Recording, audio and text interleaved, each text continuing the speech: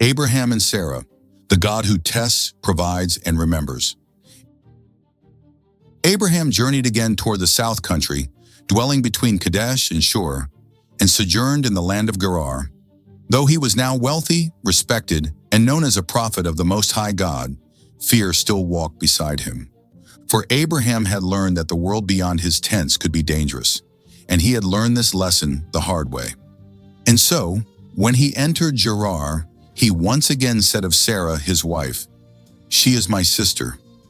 This was not the first time Abraham had done such a thing. Wherever he journeyed, he carried with him the quiet belief that the fear of God might not dwell in foreign cities. He judged the people before knowing them. He measured their morality by his fear rather than their actions. And once again, this fear would place Sarah in danger. Abimelech, king of Gerar, heard of Sarah's beauty and took her into his house. But that night, God himself entered the story. The Lord came to Abimelech in a dream and spoke with terrifying clarity. "Behold, thou art but a dead man, for the woman which thou hast taken is a man's wife."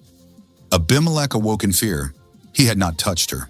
He had acted with integrity, believing the word spoken to him, and he cried out to God, "Lord, wilt thou slay also a righteous nation? Did they not say, 'She is my sister'? In the innocence of my hands have I done this." And God answered him, not with wrath, but with truth. "I know the integrity of thy heart. I withheld thee from sinning against me. Now restore the man his wife, for he is a prophet. He shall pray for thee, and thou shalt live." Abimelech rose early and summoned his servants.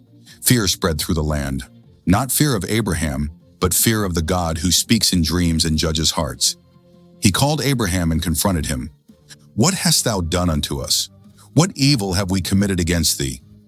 Abraham answered honestly yet imperfectly, "Because I thought, surely the fear of God is not in this place." But Abraham was wrong. Abimelech restored Sarah, gave gifts of silver, cattle, servants, and land. He allowed Abraham to dwell wherever he pleased, and to Sarah he gave 1,000 pieces of silver as a public vindication, a covering for her honor. Once again, Abraham prospered through fear, but God corrected him through grace. Abraham prayed, and God healed the house of Abimelech, for the Lord had closed every womb because of Sarah. And thus, even in Abraham's weakness, God revealed his sovereignty. And then, after decades of waiting, God fulfilled his promise. The Lord visited Sarah as he had spoken. Sarah conceived. At the appointed time, she bore Abraham a son in his old age. Abraham was 100 years old, and he called the child Isaac. Laughter. The laughter that once came from disbelief now came from joy. Sarah said, "God hath made me to laugh, so that all who hear will laugh with me." The impossible had become flesh and breath. A great feast was held when Isaac was weaned, but within celebration, division was born. Sarah saw Ishmael, the son of Hagar, mocking, and fear rose again. Not fear of enemies, but fear of inheritance. "Cast out this bondwoman and her son," Sarah said, and the words pierced Abraham's heart, for Ishmael was his firstborn. Abraham had taught him, trained him, loved him, and now the child who walked beside him for years would be sent away. Hagar's thoughts or opinion didn't matter or was considered. She was a bondwoman and had very little rights. She was not needed any longer and was disposable in the eyes of Sarah. This decision tore Abraham apart, but God spoke again, "Let it not be grievous in thy sight. In Isaac shall thy seed be called, and also of the bondwoman's son will I make a nation." At dawn, Abraham placed bread and water upon Hagar's shoulder and sent her into the wilderness with her son.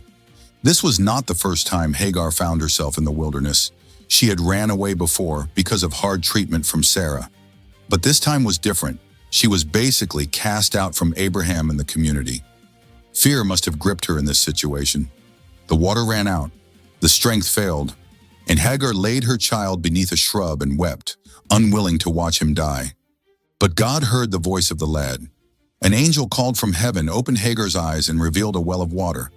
Ishmael lived, God was with him, and he became a great nation.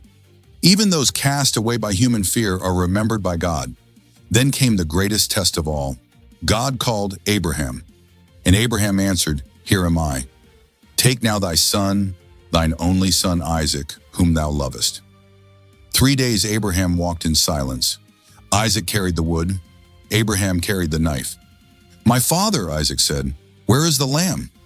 And Abraham answered with words that echo through eternity, "God will provide." At the altar, Abraham raised the knife, and heaven intervened. "Lay not thine hand upon the lad." A ram was provided. The place was named Jehovah-Jireh, the Lord will provide.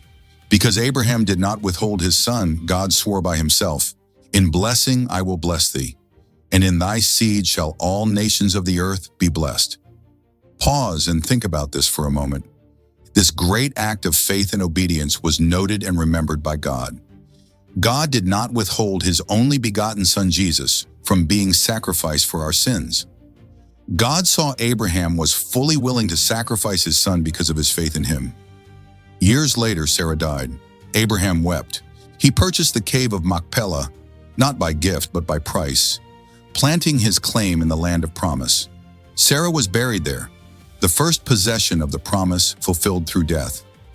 Faith had walked its full circle, from fear to obedience, from laughter to tears, from promise to provision. The story of Abraham and Sarah will conclude in the next episode.